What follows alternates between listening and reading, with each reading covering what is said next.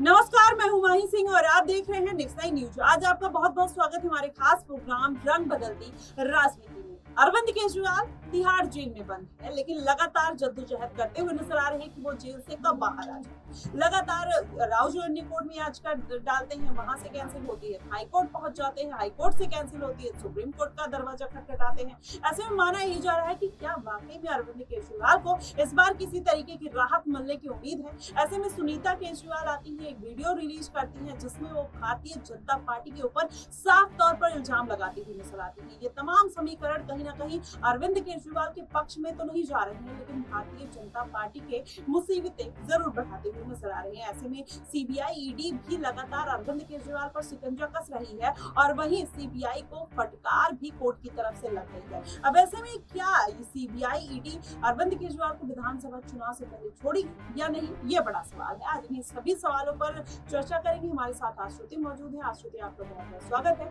आश्रुति, क्या लगता है कि अरविंद केजरीवाल लगातार जद्दोजहद तो कर रहे हैं और सुनीता केजरीवाल का जिस तरीके से मुगंटा रेड्डी को लेकर एक बयान आया है, उसमें वो साफ तौर पर भारतीय जनता पार्टी के ऊपर ये इल्जाम लगाते हुए नजर आ रही है कि इस बार भारतीय जनता पार्टी ने अरविंद केजरीवाल को फंसाने की पूरी तरीके से साजिश की है। 100 करोड़ का कोई मामला नहीं है, केवल उनका बयान बदलवा कर उनको फर्जी चीज में फंसाया जा रहा है। क्या लगता है आपको? देखिए, सुनीता केजरीवाल ने पहली बार, अगर आप देखें तो पहली बार सुनीता केजरीवाल ने औपचारिक तौर पर कोई बयान दिया है अरविंद केजरीवाल को लेकर। नहीं तो अभी तक आप देखें कहीं ना कहीं सुनीता केजरीवाल केवल जद्दोजहद करने में लगी हुई थी, केवल प्रयासों का दौर कहीं ना कहीं सुनीता केजरीवाल का चल रहा था। क्योंकि आप देखिए अरविंद केजरीवाल एक लंबे समय से जेल में बंद है माही, और उनका जेल में रहना दिल्ली में आम आदमी पार्टी के लिए बड़ी मुश्किलें कहीं ना कहीं खड़ा करता साफ तौर पर नजर आ रहा है। वहीं जिस हिसाब से सुनीता केजरीवाल का साफ तौर पर कहना है कि ये पूरा मामला फर्जी है, भारतीय जनता पार्टी ने साजिश की है, साजिशकर्ता कहीं ना कहीं बीजेपी ही है और अरविंद केजरीवाल को एक तरह से देखे तो जानबूझकर उन्हें जेल में डाला गया। मुझे लगता है इस समय स्थिति आम आदमी पार्टी इस हिसाब से कहीं ना कहीं जिस हिसाब से जिस मुश्किल की स्थिति में आम आदमी पार्टी फंस रखी है, इस स्थिति में सुनीता केजरीवाल का एक मुख्य चेहरा बनना बेहद जरूरी है। और इसी के चलते मुझे लगता है सुनीता केजरीवाल कहीं ना कहीं पति अपने अरविंद केजरीवाल के लिए उनके पक्ष में खड़ी होती नजर आ रही है। क्योंकि आप देखिए मनीष सिसोदिया भी दूसरी ओर जेल में बंद है, लेकिन सिसोदिया के परिवार वाले कभी उनके आप देखिए पक्ष में नहीं बोलते नजर आते, ना उनके बेटे कभी कभी बोलते, ना उनकी बेटी कभी बोलती नजर आती है, उनकी पत्नी आप चलिए मान लीजिए बीमार है। लेकिन कहीं ना कहीं देखिए मनीष सिसोदिया को उनके परिवार से कोई ऐसा सपोर्ट, कोई ऐसा समर्थन मिलता हमने आज तक नहीं देखा है। अगर केजरीवाल जी की बात करें तो अरविंद केजरीवाल का परिवार कहीं ना कहीं शुरुआत से उनके पक्ष में साथ में खड़ा हुआ है। और वहीं आम आदमी पार्टी भी लगातार जद्दोजहद इसीलिए अरविंद केजरीवाल को बाहर निकालने की करती है, क्योंकि अगर अरविंद केजरीवाल बाहर आएंगे तो आम आदमी पार्टी की आप देखिए जो नींव है कहीं ना कहीं वो कहीं ना कहीं आप देखिए जो जेल में इस समय फंसी हुई है, वो नींव कहीं ना कहीं अरविंद केजरीवाल बाहर लेकर आ सकते हैं, मजबूत कर सकते हैं पार्टी को। इसी के चलते मुझे लगता है सुनीता केजरीवाल ने जिस हिसाब से बयान दिया, इस बयान पर भारतीय जनता पार्टी जरूर कहीं ना कहीं आने वाले समय में प्रतिक्रिया देती नजर आएगी। क्योंकि बीजेपी हमेशा से यही कहती आ रही है कि ईडी और सीबीआई जो है वो एक तरह से अगर आप देखें तो न्याय एजेंसियां हैं, वो अपना काम अपने तरह से कर रही है। हमारा उसमें कहीं से कहीं भी कोई भूमिका नहीं है। हम देखिए संबित पात्रा के तमाम ऐसे बयान हाल ही में वायरल हुए हैं, वहीं शहजाद पूनावाला तमाम तरह के बयान देते नजर आते हैं कि भारतीय जनता पार्टी की केजरीवाल को जेल में डालने के पीछे कोई रणनीति नहीं है। लेकिन आम आदमी पार्टी भारतीय जनता पार्टी पर इसलिए निशाना साधते हैं क्योंकि केंद्र की राजनीति कहीं ना कहीं आप देखिए बीजेपी चला रही है। केंद्र में बैठकर ईडी और सीबीआई को कंट्रोल करना आप देखिए कहीं ना कहीं बहुत बड़ी बात नहीं है, लेकिन वो करते नजर आते हैं। इसी के चलते मुझे लगता है सुनीता केजरीवाल का ये बयान आया। हालांकि देखना है कि अब बीजेपी आखिर इस पर क्या प्रतिक्रिया देगी, क्योंकि दिल्ली साधने के लिए बीजेपी तमाम तरह के प्रयास कर रहे हैं, जद्दोजहद में पूरी तरह से जुटी हुई है। अब दिल्ली में जिस हिसाब से आप देखें विधानसभा चुनाव होंगे, विधानसभा चुनाव पर बीजेपी किन किन सीटों पर कैसे अपने प्रत्याशियों को उतारेगी, अब ये देखना पड़ेगा। इसी के चलते मुझे लगता है अगर अरविंद केजरीवाल बाहर आते हैं तो आम आदमी पार्टी विधानसभा चुनाव जीत दर्ज कर सकती है। जी बिल्कुल, ऐसे में सुनीता केजरीवाल इस बार कहीं ना कहीं एक अहम भूमिका में नजर आ रही है। लेकिन यहाँ पर अगर बात कर लिया जाए विधानसभा चुनाव की, विधानसभा चुनाव अगर आते हैं तो क्या चंद्रशेखर आजाद अगर दिल्ली की तरफ रुख करते हैं तो क्या सुनीता केजरीवाल चंद्रशेखर आजाद को मनाने के लिए अपनी पार्टी के तरफ रुख करने के लिए एक प्रयास करती हुई नजर आ सकती है? क्योंकि ये बात तब निकल कर आ रही है क्योंकि जब इस बार लोकसभा चुनाव में अरविंद केजरीवाल की स्थिति इतनी सही नहीं थी, उन्होंने इंडिया ब्लॉक के साथ गठबंधन किया। अब फिर से वही स्थिति अगर उनको विधानसभा चुनाव में देखने को मिलती है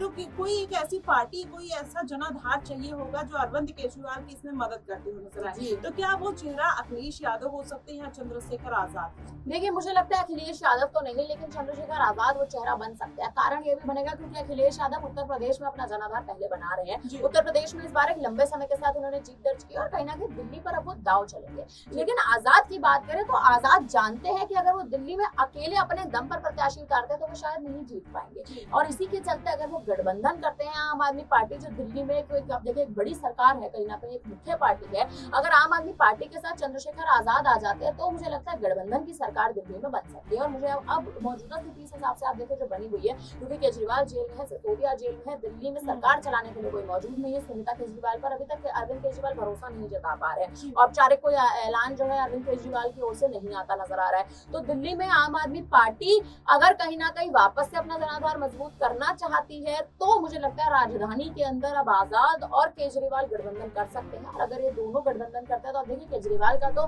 दिल्ली में जनाधार बना हुआ है, उनका वोट बैंक बना हुआ है, लेकिन चंद्रशेखर आजाद अपने साथ दलितों का वोट बैंक लेकर आएंगे, दलितों का जनाधार लेकर आएंगे, ना कि वो दलितों का बल्कि मुस्लिम वर्ग का भी जनाधार कहीं ना कहीं लाएंगे। क्योंकि नगीना की सीट पर, जिस सीट पर वो जीते हैं, वहां पर मुस्लिम प्रत्याशी और आप देखिए दलित प्रत्याशी दोनों का समीकरण था, दलितों का अधिक था।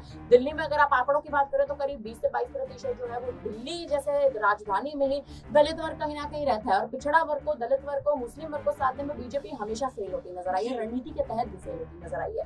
तो दिल्ली जैसे राज्य में, दिल्ली जैसे क्षेत्र में, राजधानी में अगर चंद्रशेखर आजाद और अरविंद केजरीवाल साथ आ जाते हैं तो आप देखिए बड़ा उलटफेर कहीं ना कहीं होगा, गठबंधन होगा और गठबंधन की सरकार कहीं ना कहीं बनती नजर आ सकती है। जी बिल्कुल, ऐसे में गठबंधन अगर हो गया तो उसका खासा नुकसान किसको, भारतीय जनता पार्टी को होगा या अखिलेश यादव अगर दिल्ली की तरफ रुख करते हुए नजर आते हैं तो उनको होता हुआ नजर आएगा? देखिए मुझे ऐसा लगता है अखिलेश यादव को भी कहीं ना कहीं नुकसान हो सकता है, लेकिन बीजेपी को ज्यादा नुकसान होगा। कारण ये बनेगा क्योंकि बीजेपी कहीं ना कहीं पहले से इस बात का उन्हें अंदाजा है, एक अंदेशा है कि दिल्ली जैसे राज्य में इस बार आम आदमी पार्टी की नींव कमजोर है, उसी कमजोर नींव पर बीजेपी यहाँ निशाना साधने में लगी हुई है।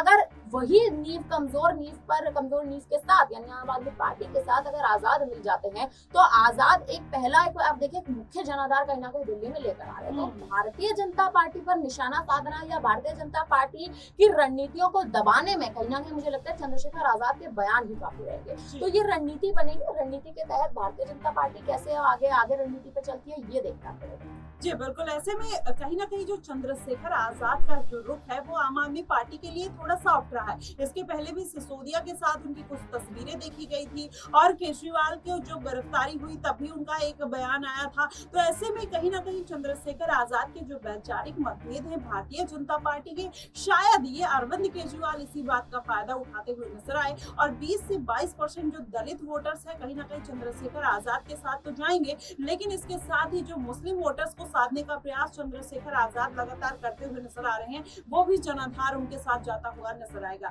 ऐसे में अब देखना दिलचस्प होगा कि चंद्रशेखर आजाद, मायावती और अखिलेश यादव अगर दिल्ली की तरफ रुख करते हैं तो सबसे ज्यादा कांटे की टक्कर कौन दे पाता है, और ऐसे में अरविंद केजरीवाल किसको चूज करते हुए नजर आएंगे ये भी देखना बेहद दिलचस्प होगा। लेकिन उसके पहले अरविंद केजरीवाल का जेल से बाहर आना बेहद जरूरी है। अगर वो जेल से बाहर नहीं आएंगे तो जाहिर तौर पर उनकी परेशानियां तो बढ़ जाएंगी। क्या तब सुनीता केजरीवाल उनकी कमान, अरविंद केजरीवाल की कमान संभालते हुए नजर आएंगी, या फिर संजय सिंह को वो अहम चेहरा बनाना अरविंद केजरीवाल की मजबूरी बन जाएगा, ये देखना भी दिलचस्प होगा। फिलहाल आपको क्या कुछ लगता है, किस तरीके से दिल्ली की सियासत के समीकरण बन रहे हैं, आप हमें कमेंट बॉक्स में जरूर बताइएगा। फिलहाल के लिए बस इतना ही। देश और दुनिया की तमाम खबरों के लिए हमारे साथ बने रहिएगा नेक्स्ट टाइम न्यूज पर।